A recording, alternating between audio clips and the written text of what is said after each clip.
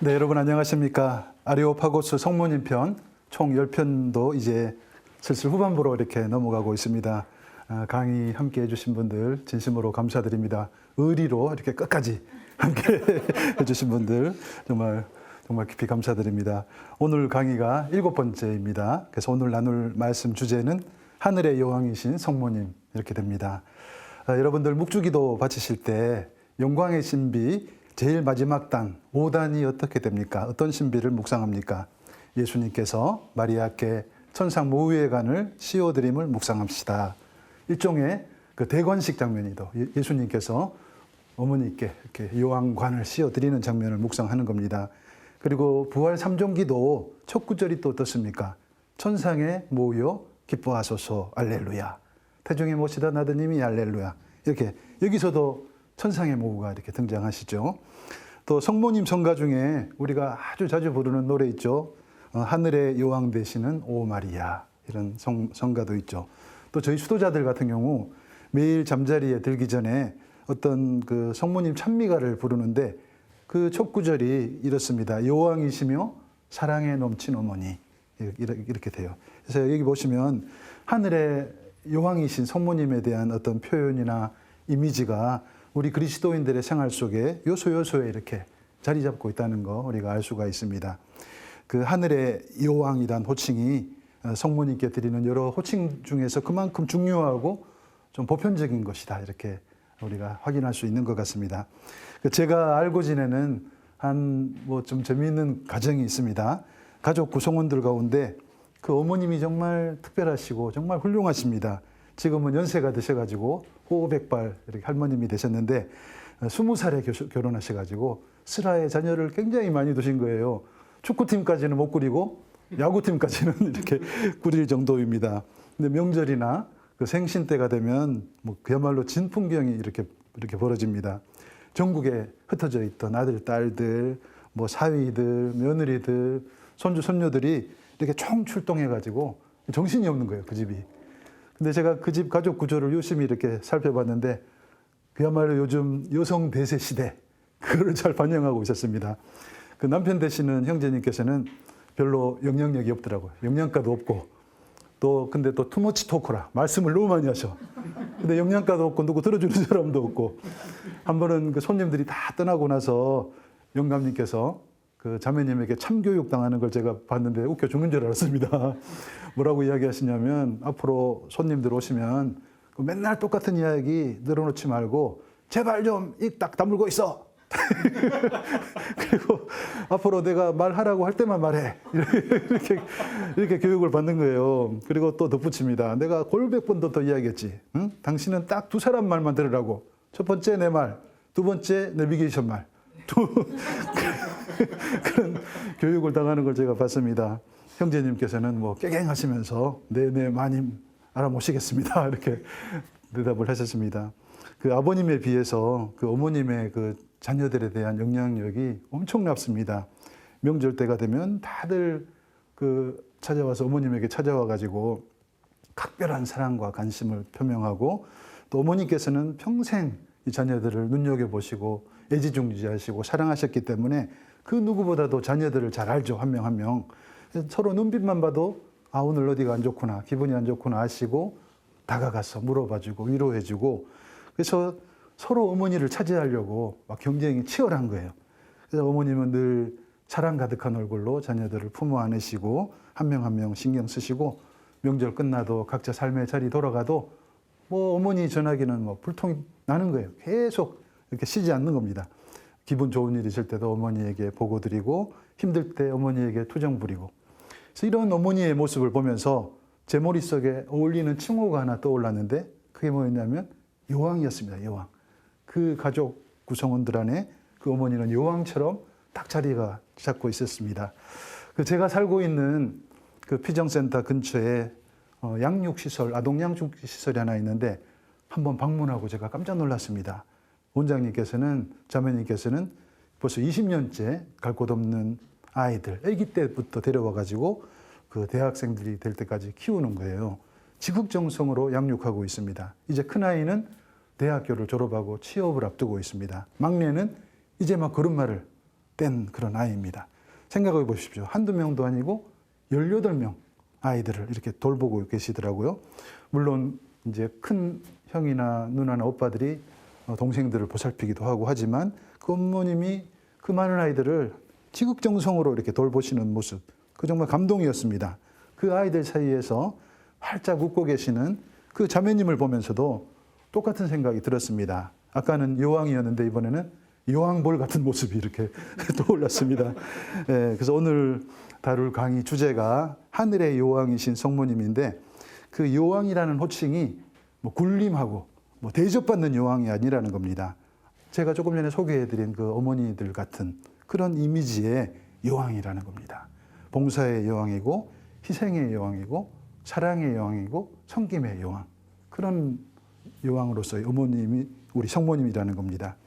오늘도 질문을 몇 가지 받아보겠습니다. 첫 번째 질문, 아주 간단한 질문이네요. 헷갈려서 그런데 성모님께 붙여드리는 호칭 가운데 하늘의 여왕 성모님과 천상의 모우 성모님은 동일한 호칭인가요? 다른 것인가요? 네, 뭐 동일한 것이라고 보면 되겠죠. 라틴어로는 레지나 첼리인데 우리말로 번역하는 과정에서 뭐 하늘의 여왕으로도 번역되고 천상의 모우로도 번역되고 그렇게 된 것 같습니다. 모우라는 말이 왕의 어머니 또는 여왕이라는 의미를 지니거든요. 그래서 만왕의 왕이신 예수님께서 당신의 인류 구원 사업에 가장 충실히 협조하셨던 성모님의 머리 위에 빛나는 왕관을 씌워드리는 것을 경축하면서 여왕, 모우라는 칭호를 붙여드렸다 이렇게 보시면 되겠습니다.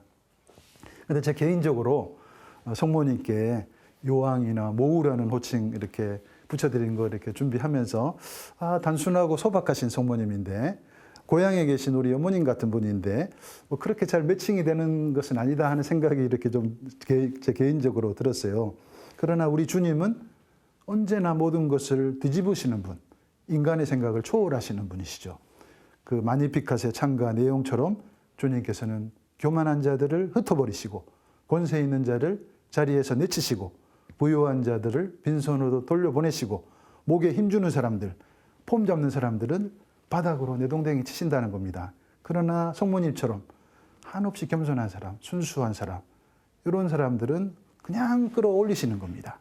그래서 인류 구원 사업에 최선을 다해서 협조하셨던 지극히 겸손하신 성모님께 예수님께서, 하나님께서 큰 축복을 내리시고 모우, 여왕이라는 영예로운 칭호를 선물로 주신 겁니다. 아마도 성모님께서는 극구 사양하셨을 거예요.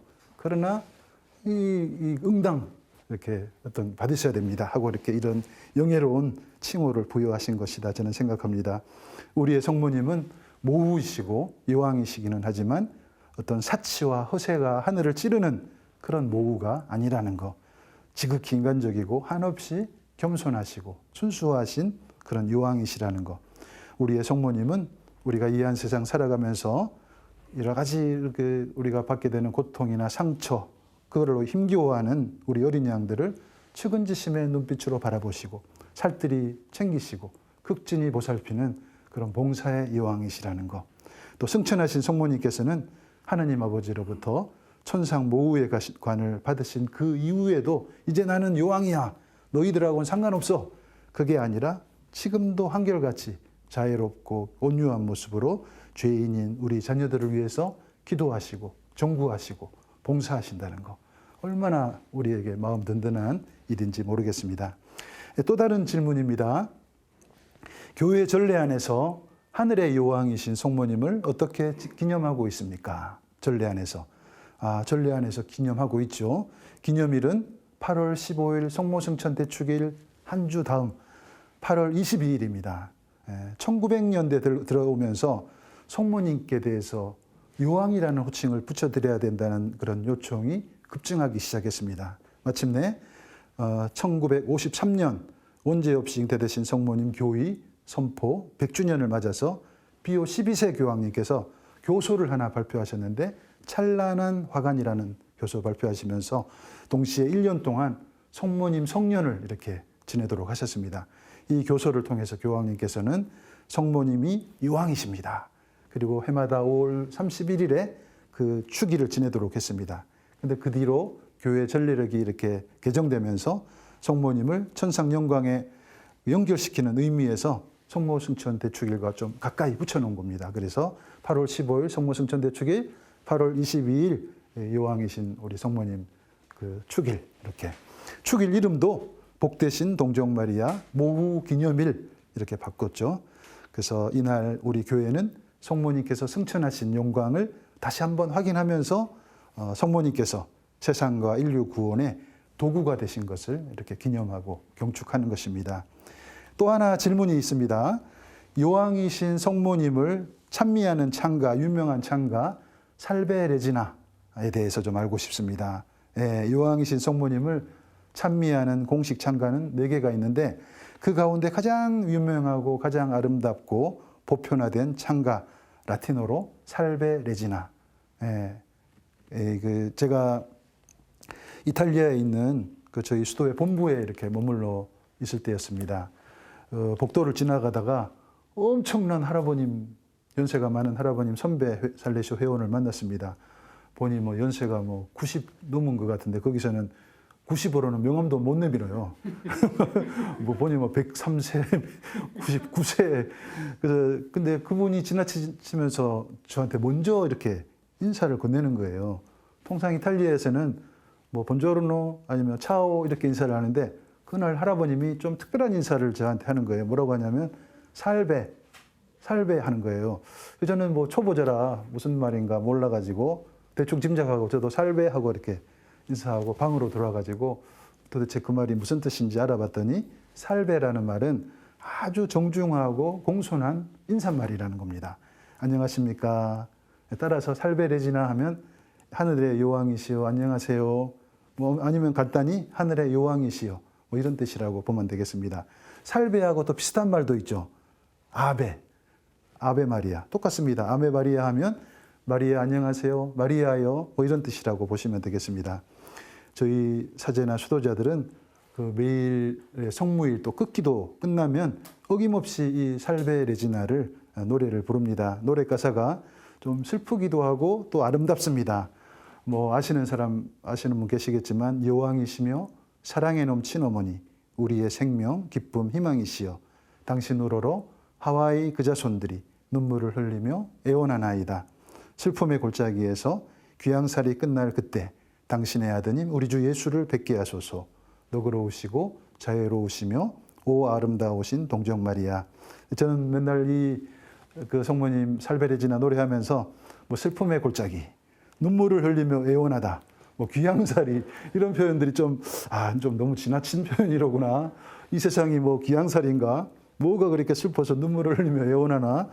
그런 생각도 들지만 또 한편으로 그 잠자리에 들면서 이렇게 강력한 보호자이신 우리 성모님께 또 하루를 맡겨드리는 참 아름다운 그런 어떤 찬가다 이런 생각을 합니다.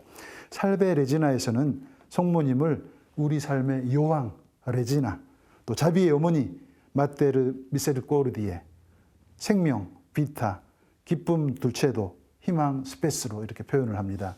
덧붙여서 성모님을 너그러우신 분 클레멘스, 자애로우신 분 피아, 부드러우신 분 둘치스, 우리의 변호자 아보카타 이렇게 청하면서 도움을 이렇게 청하는 것입니다. 또 다른 질문이 있습니다. 가톨릭 교회에서 하늘의 여왕이신 성모님을 공경하듯이 타 종교에서도 여신을 공경하는 그런 사례가 있습니까? 사례가 있습니다만은 여기서 한 가지 차별화되는 것이 있습니다. 우리 가톨릭 교회에서는 하늘의 여왕이신 성모님을 존경하고 사랑하고 공경하지만 이방 종교에서는 여신으로 숭배한다는 겁니다. 여신으로. 그래서 우리는 성모님을 절대로 신으로 숭배하지 않습니다. 신앙인의 모델로서 구세주 어머님으로서의 어떤 탁월한 믿음의 소유자로서 성모님을 사랑하고 존경하고 공경한다는 것.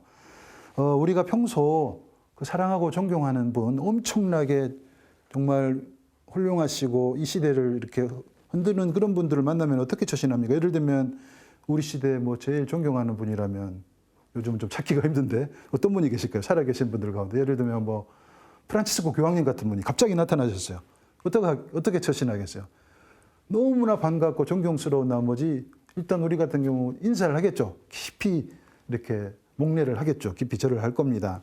또 예를 들어서 인류 역사 안에서 큰 족적을 남긴 위인들, 예를 들면 뭐 간디 수상이나 마더 데레사 수녀님 같은 분들 기념관에 딱 갔어요.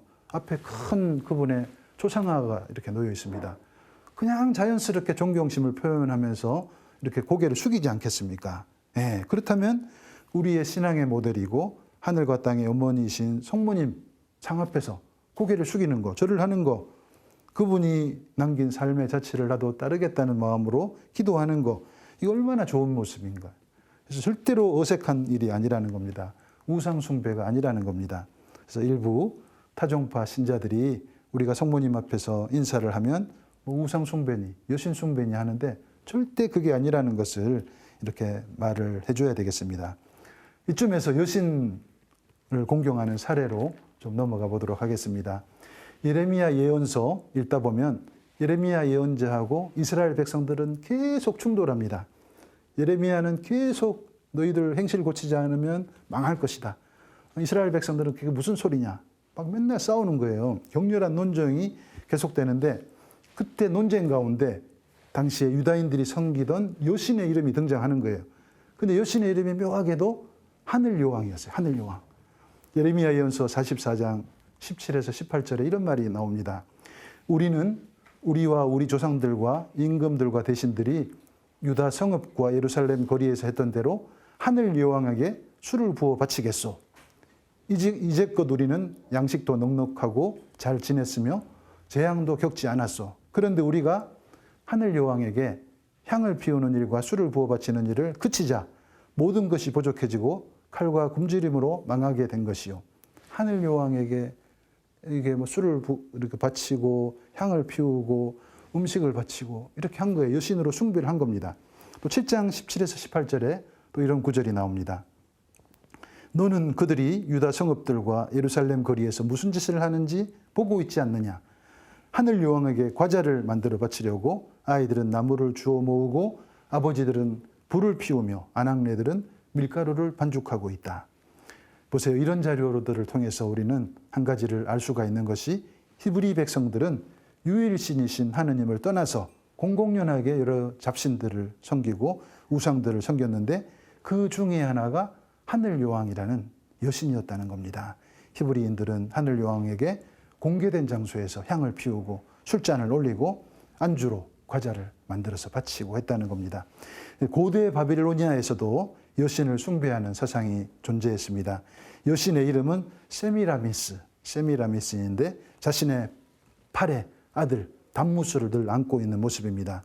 이런 모습의 여신 기념비가 여러 장소에서 고르게 발견되는 걸 봐서 여신 숭배 사상이 널리 퍼져 있었다는 겁니다. 이 바빌로니아 사람들이 생활 반경이 점점 넓어지면서 그런 여신 숭배 사상이 여러 지역으로 퍼져나가면서 함께 여신 숭배 사상도 퍼져나갔던 것으로 이렇게 알 수가 있습니다. 또 사무엘 상권에서도 여신의 존재에 대해서 언급하고 있습니다. 이렇게 사무엘서는 말합니다. 사무엘이 이스라엘 온 집안에 말하였다. 여러분이 마음을 다하여 주님께 돌아오려거든 여러분 가운데에서 낯선 신들과 아스타롯을 치워버리시오. 여러분의 마음을 주님께 만두고 그분만을 섬기시오. 그러면 그분께서 여러분을 필리스티아인들의 손에서 빼내주실 것이요. 그리하여 이스라엘 자손들은 바알과 아스타롯을 치워버리고 주님만을 섬겼다. 여기서 들으신 것처럼 그 유명한 바알 신이 등장해요. 늘 예언자들이 싸웠던 투쟁했던 바알 신. 그리고 바알이 나오면 꼭 쌍으로 나오는 이게 남자 신이고 이게 여자 신 아스타롯 여신 이게 등장하는 겁니다. 아스타롯은 바알과 늘 쌍으로 붙어 다니는 여자 신이라고 보면 되겠습니다. 한편 신약 시대로 이렇게 넘어와서 여신 숭배는 사도들에게 있어서 하나의 큰 도전이었습니다. 사도들이 막 본격적으로 이렇게 복음 선포 활동을 하는 과정에서 이 여신 숭배를 하고 있는 걸 발견한 거예요. 에페소 사람들을 특히 아르테미스라는 여신 엄청나게 극진히 숭배를 했습니다. 근데 바오로 사도가 정면으로 그 여신에게 도전장을 내는 겁니다. 근데 그 아르테미스 여신 신당 제작 기술자 테메트리오스라는 사람이 있었는데 이 사람은 그 여신 때문에 먹고 사는 거예요. 그 여신의 신당을 꾸미고 동상을 꾸미면서 먹고 사는 사람이었는데 이렇게 이야기를 하는 거예요. 자기 동업자들에게. 여러분, 우리도 알다시피 우리는 이 직업으로 부유하게 되었습니다. 근데 저 바오로라는 자가 나타나서 사람 손으로 만든 것은 신이 아니라고 하면서 에페소만이 아니라 거의 온 아시아 지방에 걸쳐 수많은 사람들을 설득하고 유인하고 있습니다. 그래서 우리 사업이 나쁜 평판을 받을 뿐만 아니라 위대한 여신 아르테미스 신전도 무시를 당하고 마침내 온 아시아와 온 세상이 숭배하는 이 여신께서 위엄마저 상실하실 위험에 놓여 있습니다. 이 말을 듣고 격분하여 에페소인들의 아르테미스는 위대하시다 하고 외쳤습니다. 그래서 온 도시가 혼란에 빠졌다. 이런 말이 사도행전 19장 25에서 27절에 이렇게 나옵니다.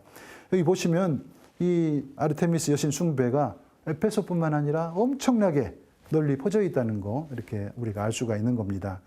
에페소에 건립된 이 아르테미스 신전은 그 위용이 얼마나 대단한지 고대 세계 7대 불가사의 가운데 하나로 이렇게 손꼽히고 있죠. 그래서 그들은 여신에게 모든 것을 걸었습니다. 여신을 해결사로 생사, 운명을 좌지하는 초능력의 절대자, 다시 말해서 하느님의 위치로 올려놓은 것입니다. 그러나 우리 가톨릭은 그렇지 않다는 거죠. 우리는 성모님을 사랑하고 존경하고 공경하지 여신으로 숭배하지 않는다. 우리 신앙의 대상, 흠숭의 대상은 오직 예수 그리스도 한 분뿐이시라는 거 우리는 기억을 해야 되겠습니다. 우리 교회는 성모님께서 지니신 그 탁월성과 권능에 대한 인정, 존경의 의미로 여왕이라는 타이틀을 부여해드린 것입니다. 특별히 성모님의 승천은 예수님의 승천을 따르고 예수님의 영광을 성모님께서 거울에 비추듯이 다시 비추는 일이었던 겁니다. 성모님을 여왕으로 모시는 것은 그리스도 왕 예수님을 낳으신 분께 여왕으로라는 칭호를 붙여드리는 것은 너무나 당연하다 이렇게 여겼습니다. 그리고 하느님의 어머니이신 성모님을 여왕으로 존경하는 것은 바로 하느님의 영광을 드리는 것과 마찬가지다 이렇게 여겼습니다. 다음 질문입니다. 하늘의 여왕이신 성모님 칭호에 대해 유추해 볼 수 있는 성경 내 근거가 어디 있나요? 그 성모님 사랑에 있어서 타의 추종을 불허하는 성인이 중세 성인이 한 명 있었습니다. 베르나르도 성인이십니다. 이분은 묵시록 12장 1절을 나타나는 표현을 성모님께 적용시켰습니다. 이런 표현입니다. 하늘에 큰 표징이 나타났습니다. 태양을 입고 발밑에 달을 두고 머리에 12개 별로 된 관을 쓴 여인이 나타난 것입니다. 바로 성모님 형상이다 이렇게 확신하고 바로 이분이 성모님이시라고 외치셨습니다. 또 교회 역사 안에서 시편 45장 10절도 성모님의 형상을 유추하는 단골 구절로 애용됐습니다. 이런 표현입니다. 왕비는 오피르의 황금으로 단장하고 당신 오른쪽에 서 있습니다. 오피르의 금으로 단장하고 어떻습니까? 성모님의 모습으로 이렇게 확신한 것입니다. 그 솔로몬 왕은 그 황금을 좋아하기로 유명한 왕이었어요.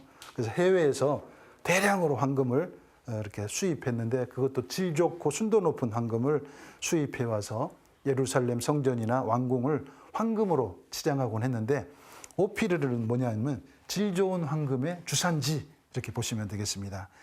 성모님께서 가장 질 좋은 오피르의 황금으로 단장하시고 다시 말해서 더할 나위 없이 아름답게 단장하신 성모님께서 만왕의 왕 예수님 오른편에 서 계신다 이렇게 생각한 것입니다. 또 신약으로 이렇게 넘어와서 루카복음 1장 32, 33절 가브리엘 천사는 성모님께 당신 아들의 왕권과 관련된 하느님의 말씀을 전하시죠. 그분께서는 큰 인물이 되시고 지극히 높으신 분의 아드님이라 불리실 것이다. 주 하느님께서 그분 조상 다윗의 왕자를 그분께 주시어 그분께서 야곱 집안을 영원히 다스리시리니 그분의 나라는 끝이 없을 것이다. 조상 다윗의 왕자를 그분께 주시어. 이런 표현. 아드님이 왕이 되실 것이라는 겁니다. 또 루카복음 1장 42, 43절에는 엘리사벳이 성모님을 향해서 주님의 어머니라는 이렇게 칭호를 부르면서 최고의 존경과 예의를 갖추는 겁니다. 당신은 여인들 가운데 가장 복되시며 당신 태중의 아기도 복되십니다. 내 주님의 어머니께서 저에게 오시다니 어찌된 일입니까? 그래서 왕의 어머니 이런 성경 구절을 통해서 우리는 당신 아들의 왕권으로 인해서 성모님 역시 그에 상응하는 위대성과 탁월성 그것을 지니시는 여왕이라는 것을 확인해 볼 수가 있는 것입니다. 또 다른 질문입니다. 성모님에게 하늘의 여왕이라는 호칭을 붙여드리게 된 배경이나 계기가 있습니까?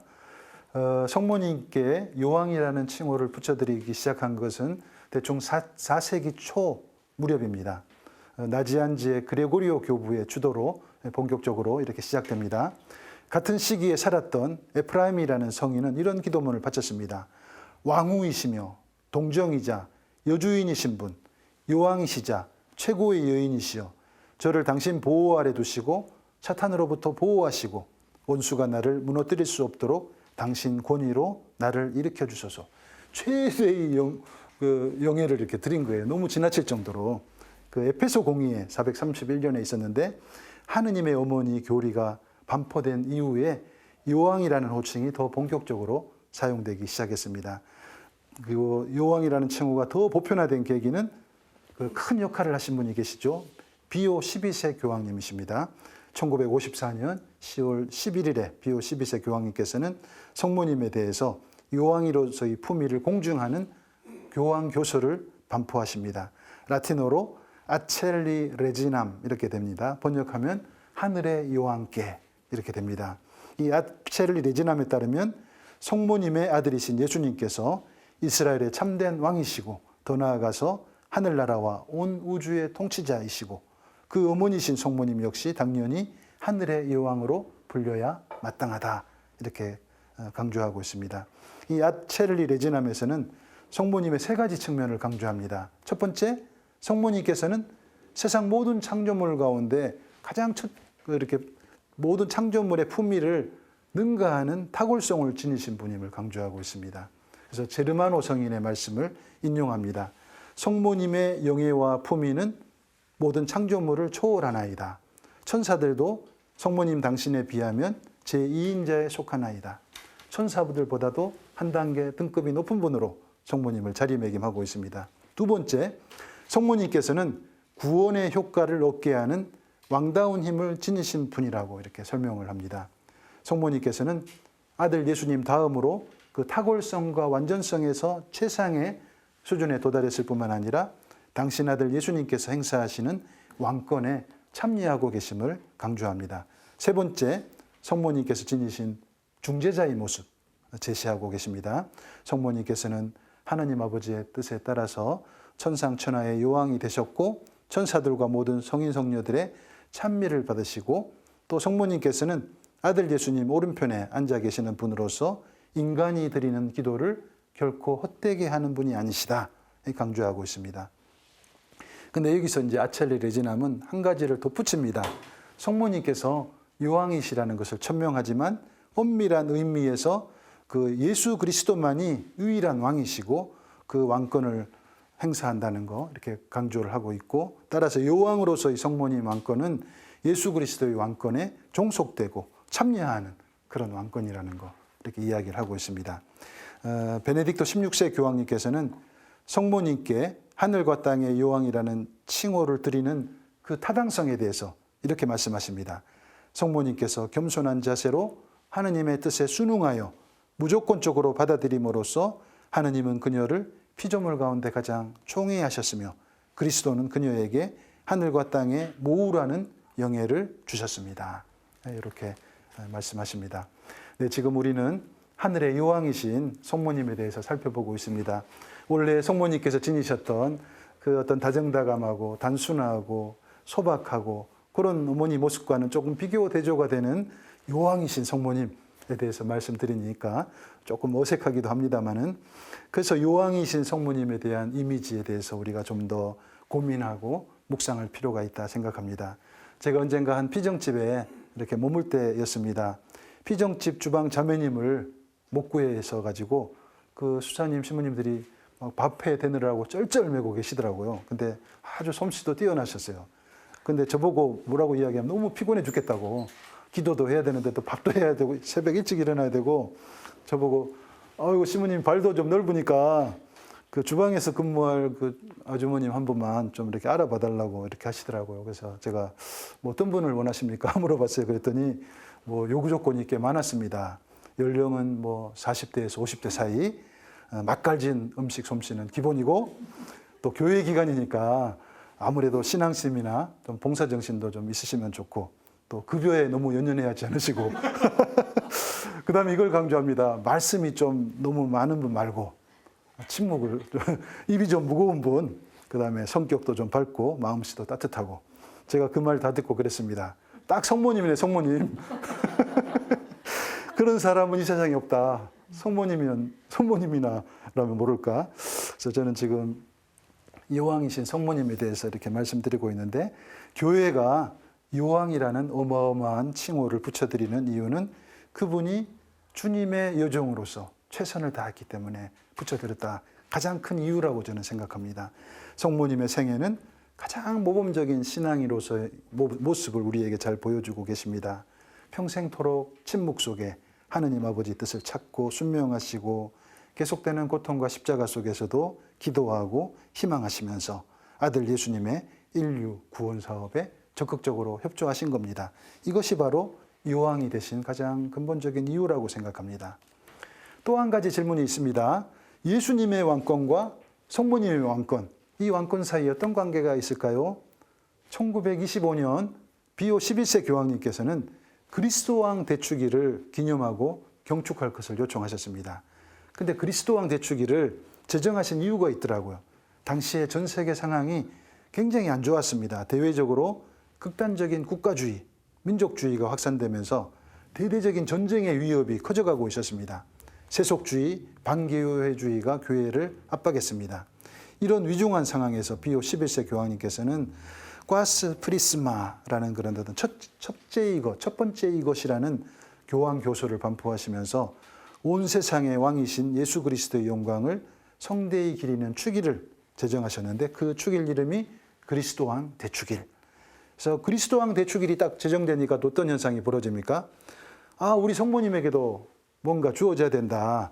그래서 예수님께 그리스도 왕, 성모님께는 여왕. 이 너무나 당연한 것이 아니냐, 그런 요청이 생긴 겁니다. 그래서 1954년 비오 12세 교황님께서는 성모님께서 하늘의 여왕이시라는 것을 이렇게 온 세상에 선포하신 겁니다. 단 여왕이신 성모님의 그 성경적 기초, 그것은 파스카 신비, 예수님의 죽음과 부활, 그리고 승천으로 이어지는 예수 그리스도의 왕권에서 비롯된다는 것을 명시한다는 겁니다. 그 빌라도에게 신문을 당하시는 과정에서 예수님께서 당신 왕권의 특수성을 밝히십니다. 요한복음 18장 36절에 내 나라는 이 세상에 속하지 않는다, 이런 말씀하십니다. 또 예수님께서는 지상 왕권을 꿈꾸는 제자들을 향해서 명백하게 선을 긋습니다. 뭐라고 이야기하십니까? 마테오복음 20장 28절, 사람의 아들은 섬김을 받으러 온 것이 아니라 섬기러 왔고 또 많은 이들의 몸값으로 자기 목숨을 바치러 왔다. 그래서 마찬가지로 여왕이신 성모님께서 행사하실 왕권은 사랑과 봉사의 왕권이지 어떤 권력의 남용이나 압제의 도구가 아니었다는 겁니다.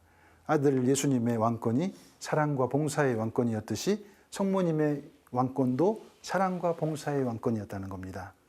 지상생활 내내 성모님께서는 한결같이 겸손한 주님의 종의 모습을 보여주셨습니다. 성모님은 당신 아드님과 또 그분이 펼치시는 사업에 온전히 참여하셨고 협조하셨고 헌신하셨고, 마지막으로 예수님의 십자가 아래서 또 끝까지 그분이 사명을 마칠 때까지 함께 하셨습니다. 예수님과 함께 또 그리고 그분 아래서 성모님은 구원의 신비에 이렇게 열심히 봉사하신 겁니다. 하늘로 불림받으신 이후에도 성모님은 우리를 위해서 하나님께 중재 역할을 수행하심을 통해서 사랑과 봉사의 활동을 우리를 위해서 계속하고 계신다는 거 잊지 말아야 되겠습니다. 결국 우리는 그 다음과 같은 이유로 성모님을 하늘의 여왕으로 섬긴다고 할 수 있겠습니다. 첫 번째, 성모님은 메시아적 왕이신 천주성자의 어머니십니다. 그래서 우리는 성모님을 여왕으로 모십니다. 두 번째, 성모님은 구세주와 동반자이십니다. 그래서 우리는 성모님을 여왕으로 모십니다. 세 번째, 성모님은 그리스도의 완전한 제자이십니다. 그래서 우리는 성모님을 여왕으로 모십니다.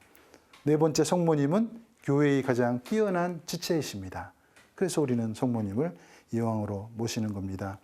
이런 이유로 성모님은 하늘의 여왕으로서 적격이신 겁니다.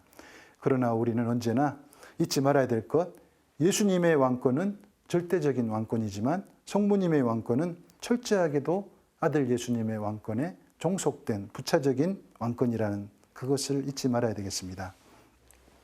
또 한 가지 질문이 있습니다. 성모님께 모후 하늘의 여왕이란 칭호를 붙여드리는 것에 대한 우리 가톨릭의 노선에 대해서 개신교 신자들은 그게 바로 여신 숭배고 우상 숭배가 아니냐라고 지적을 하는데 이 부분에 대해서 어떻게 설명해야 할까요? 또 우리 가톨릭 신자들이 이런 질문 앞에서 진지하게 성찰할 부분이 있을까요? 너무나 좋은 질문 같습니다. 꼭 필요한 성찰거리라고 생각합니다. 과거라는 것은 뭐겠습니까? 오늘을 돌아보는 거울과도 같은 것이죠.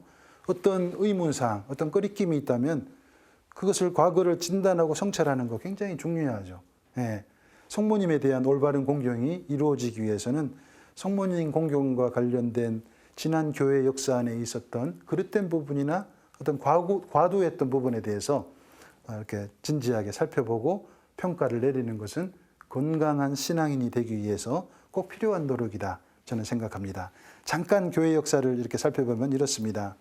초세기부터 7세기까지는 사실 성모 신심, 성모님에 대한 공경이 굉장히 아주 바람직했습니다. 그 중심에 하느님의 어머니이신 성모님에 대한 성덕에 대한 칭송, 그리고 아들 예수님을 중심에 둔 성모 신심이 이렇게 제대로 이루어지고 있었다는 거죠. 성모님께서 메시아 예수님을 낳으신 분이기도 하지만 동시에 하느님 말씀에 충실했던 참 신앙인의 모델로서 어머니 모습이 많이 강조됐습니다. 다시 말해서 굉장히 복음적이고 성숙하고 적절하고 바람직한 공경과 신심이 이루어지고 있었다는 겁니다.